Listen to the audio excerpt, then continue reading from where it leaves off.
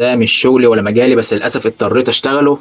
وبعدين شغل العماله مش مجزي، جربت كذا مجال على فكره، بس شغل التسويق والعموله مش مجزي بالمره. لا اقول لك على حاجه، هو دلوقتي مثلا يعني انا شفت محل في دمياط الجديده، يعني كان منقز عامل صفحه تليجرام تمام، بس انا ما اعرفش هو مكانه فين في الجديده للامانه. الكلام ده من فتره كبيره، كان منزل انه عايز ناس يشتغلوا عن تسويق العموله، هيبيعوا اجهزه الكهربائيه اللي عنده تمام، وبياخد عموله. العموله كانت ضعيفه 10%، وكان مثلا ايه يعني ال 100 جنيه هتبيع حاجه ب 100 جنيه تاخد 10 جنيه، كانت صعبه قوي يعني الامانه.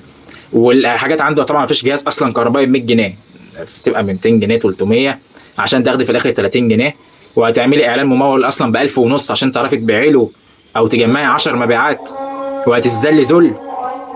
موقع تاجر لقيته يعني في الحوارات في الكلام دوت، لقيته احسن افضل، تقدري تزودي، تتحكمي في السعر، ممكن تجيبي منه كميه جمله تحجزيها وتبيعي منها لو انت خلاص بقيتي بتعرفي تبيعي بال 100 اوردر وال 200 اوردر في الشهر.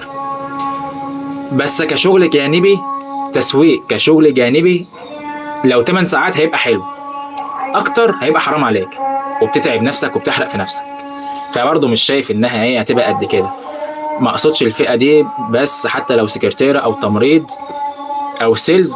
اه سيلز ديت حرفيا انا كنت شغال سيلز، يا نهار ابيض على اللي كان بيحصل لي.